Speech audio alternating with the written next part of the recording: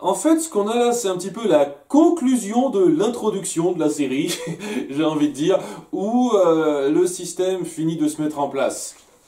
Et à ce sens, il est du même niveau que l'intro, que les deux premiers épisodes, il passe bien.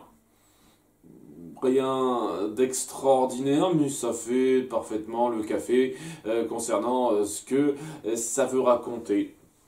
Donc, on va suivre Shira, enfin Adora, et ses deux amis qui sont de retour à Bright Moon, donc la capitale de la rébellion, et où, pour commencer, ils se disent, on va pas te présenter tout de suite comme ça parce que t'es une ordienne, on va te cacher et essayer de te présenter en tant que Shira. Ce qui est bien un peu réfléchi, mais le petit problème c'est que pourquoi vous contentez pas de lui faire porter une tenue différente, ou du moins quelque chose qui n'orde pas le symbole de la Horde? Parce qu'il va y avoir ce petit problème qui surviendra plus tard, et je me dis, ok, ça aurait pu facilement être évité, ça. Genre, les gens auraient pu être surpris, c'est qui cette fille qui vient de nulle part, on sait pas qui elle est, mais on se dirait pas tout de suite, ah, elle est de la Horde. Si elle porte un vêtement comme ça, le fait que vous pensiez pas particulièrement à ça, que vous lui fassiez juste porter une espèce de truc par-dessus plutôt que de vraiment lui faire porter autre chose, c'est un peu facile. En tout cas, durant cette période-là, il va y avoir Cynthia qui reviendra auprès de sa mère, qui s'appelle Angela normalement, si ça veut reprendre les bons noms de la version originale, parce que j'ai pas souvenir une seule fois qu'on ait dit son nom à la reine pour l'instant. Mais c'est clairement le même modèle que la reine Angela dans la version des années 80, quoi. Mais donc, même principe, elle est inquiète pour sa fille, mais elle veut l'engueuler parce qu'elle a agi en désobéissant aux ordres, blablabla. Donc, va y avoir cette routine qui va s'instaurer, qui j'ai l'impression va être présente durant tout le long de la série. Ça va être génial, je sens que ça va être génial ça. En tout cas, en même temps, il va y avoir Adora qui discutera un petit peu avec Flèche d'Or et qui tombera sur une de ses peluches. Alors je sais pas si c'est une peluche de Flèche d'Or ou de Cynthia, mais ce qui est intéressant avec cette peluche, c'est que c'est exactement le même design qu'une des créatures, que la créature particulière de Flèche d'Or dans la version des années 80, et ça sent une fois de plus la bonne référence. Hein. C'est intéressant, je suis content, je suis vraiment content d'avoir découvert en détail la version de base, le film qui introduit la version des années 80, pour me rendre compte du nombre de références qu'ils font. Et là, c'est une référence, quoi. C'est cette créature, on se souvient d'elle. Elle est présente, elle est là, c'est bien.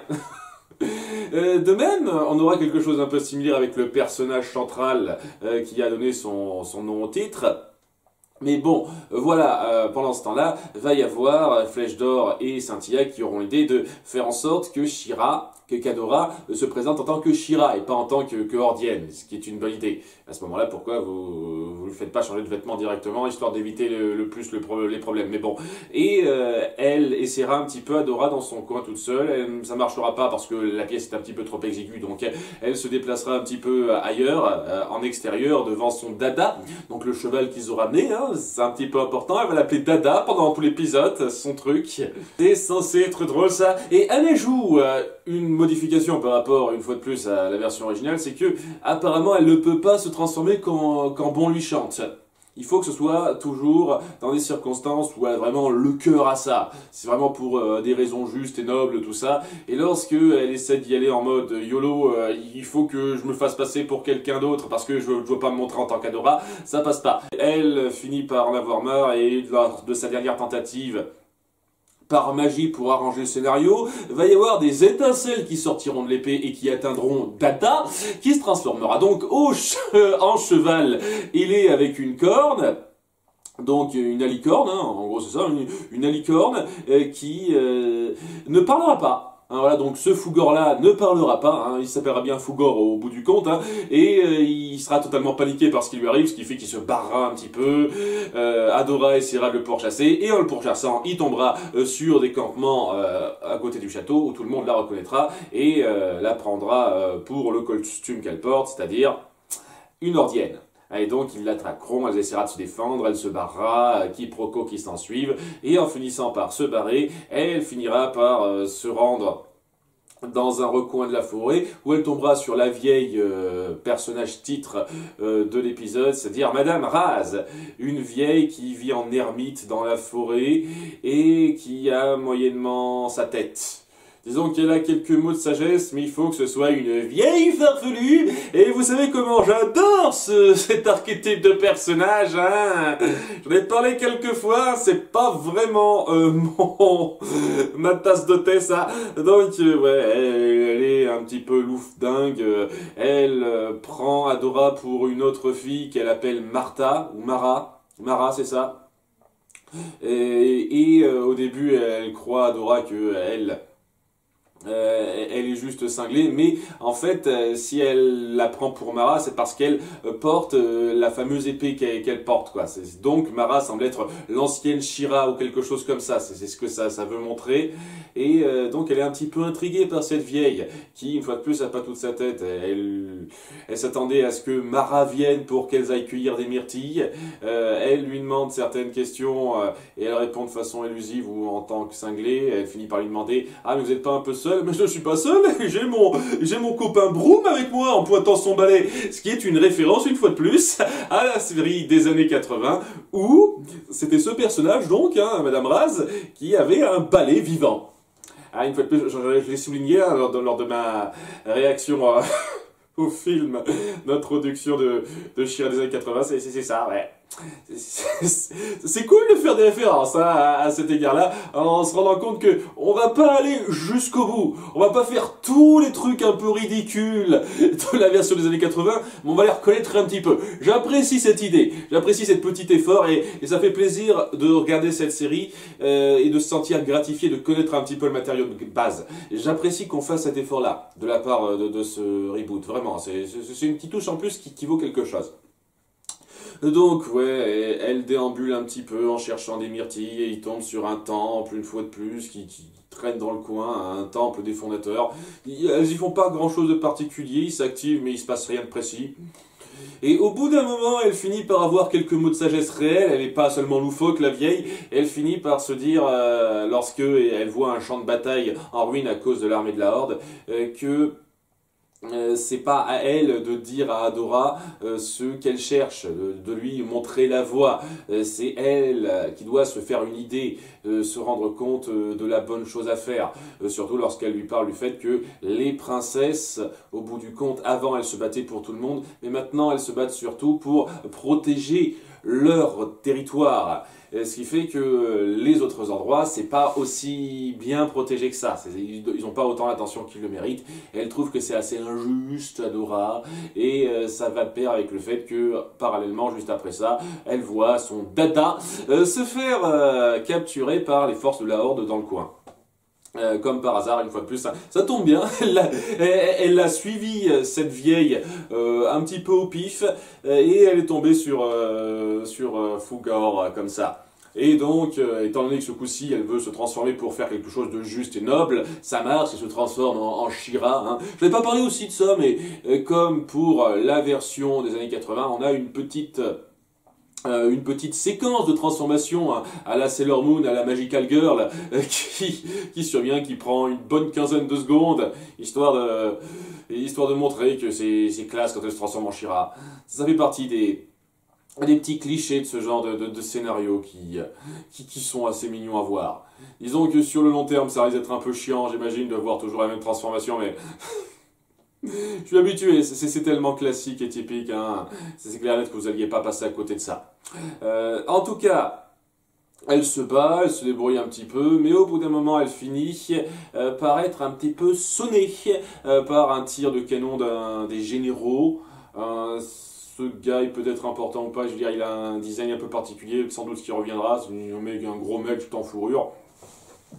Et il y a la vieille qui finit par avoir une utilité et utiliser sa magie pour les télétransporter ailleurs. Ce qui fait qu'ils sont sauvés. Elle finit par avoir vent du vrai nom de son dada Adora. Elle lui dit, Madame Raz, qui s'appelle Fugor, et que ça lui fait pas plaisir de se faire appeler dada.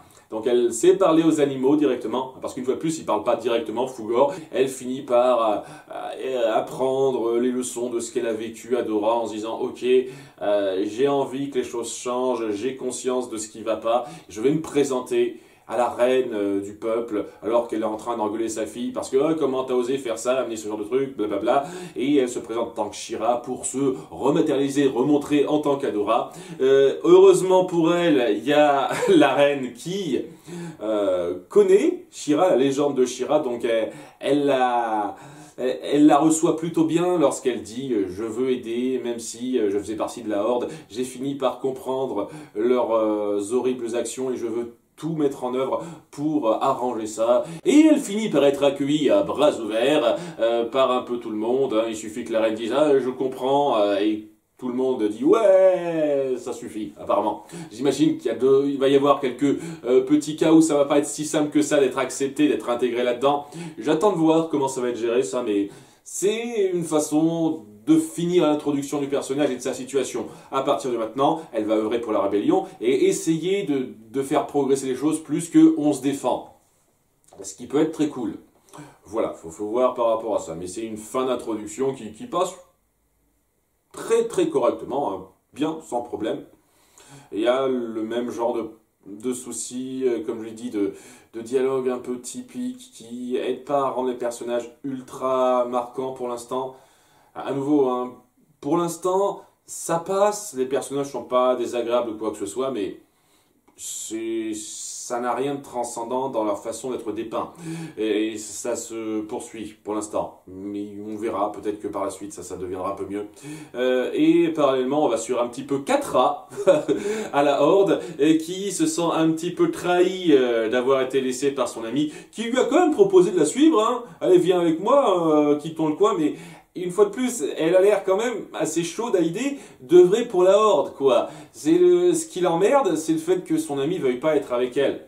Et on essaye de créer ce côté un peu gris, très gris du personnage, où en dépit du fait d'être du côté de la Horde et d'avoir ses ambitions de pouvoir, elle regrette un petit peu une amitié sincère qu'elle avait avec cette fille. Donc voilà, elle est un peu raillée par les autres parce qu'elle a laissé She-Ra battre son bataillon. Ça, un truc que je tiens à préciser, qui est quand même super sympa, et beaucoup mieux fait que dans la version de 80 là aussi, c'est que on fait le distinguo entre She-Ra et Adora et on ne reconnaît pas tout de suite She-Ra comme Adora. Pour une raison toute simple, c'est que le design de She-Ra ce coup-ci est très notablement différent de celui de Adora. Elle est un peu plus grande, elle a les cheveux blonds beaucoup plus longs. On voit de façon assez évidente que c'est loin d'être si évident que ça de faire le rapport direct entre les deux. Ce qui fait que c'est logique. Ce qui fait que c'est compréhensible qu'on la reconnaisse pas tout de suite en tant qu'Adora automatiquement.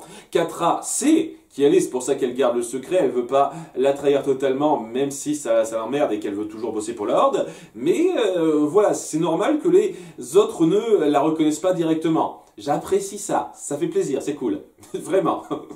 Donc, elle se sent un petit peu seule, délaissée, c'est là que Ténébra vient la voir pour la gronder, pour parler poliment de ce qu'elle a fait, et au bout d'un moment, à cause de son insubordination et vraiment des engueulades qu'elles ont entre elles, ça va vraiment pas se blairer ce deux-là, elle finit par amener... Catra devant Hordak, Ténébra, et ça se termine l'épisode sur Catra qui est amené devant Hordak, qui on voit cette nouvelle version du personnage, qui je reconnais a su reprendre les bases du design de la version des années 80 pour rendre ça un petit peu plus fluide et un peu plus sinistre. Je trouve qu'il passe bien. Je pense aussi qu'il n'aura pas ces moments où il se transformera en fusée. Ça devrait aider pour le rendre plus crédible en tant que grand méchant, là aussi. Mais voilà quoi, il a cette présence imposante de grand méchant qui passe bien. Faut voir un petit peu par la suite s'il a plus de personnalité derrière ça, mais en termes de design et de présence, il fait bien le café là aussi. Et il finit par dire, ok, à cause de ce qui s'est passé et du fait qu'Adora ne nous rejoigne pas, il nous manque un commando, un grand commandant, et donc on va nommer Catra à la place. Et contrairement à Ténébra, il estime Catra, il juge que ça peut être un bon atout, et donc il la nomme contre la vie de Ténébra, nouvelle commandante, nouvelle capitaine, et donc elle gravit les échelons et ça lui fait plaisir. Et on essaye de montrer vraiment cette zone très grise du personnage, où elle a des ambitions, mais quand même un lien affectif un peu joli, ce qui peut être cool si c'est bien géré par la suite. Ce qui, à nouveau, d'après ce que j'ai lu, risque d'être assez discutable sur pas mal de points, mais ce qui est amené pour l'instant, c'est pas trop mal. On essaye vraiment de rester fidèle pour l'instant à ce concept de je sais que je suis dans le camp des méchants et je veux faire mon beurre là-dedans, mais n'empêche que j'arrive à garder un affect assez particulier envers l'héroïne envers laquelle je suis ami. Donc si c'est bien géré, ça peut être cool, mais une fois de plus, du peu que j'ai eu en termes de spoiler non voulu, ça peut pas forcément promettre le meilleur. Mais là, c'est moi qui suis influencé par ce que j'ai vu, et une fois de plus, je voulais pas voir ça, j'ai pas eu de chance. Ça fait chier, hein, je déteste être spoilé par accident comme ça. Donc, ce que ça montre dans cet épisode, c'est bien. Vraiment, j'ai aucun problème. Et j'en ai pas parlé, j'en parle rapidement. J'apprécie aussi le fait qu'elle est doublée par Dorothée Pousseau, une de mes doubleuses, de comédiennes de doublage préférées, donc je suis content de voir ça. Ça fait plaisir de découvrir ça en VF. À nouveau, la VF est très bonne, hein, à part pour le générique d'intro, je n'ai aucun problème avec la VF. On verra ce qui se passe maintenant que les choses sont bien mises en place. La situation a ses bases complètement posées. Voyons voir ce que ça donne maintenant qu'on est dedans. À bientôt pour l'épisode 4. Bye!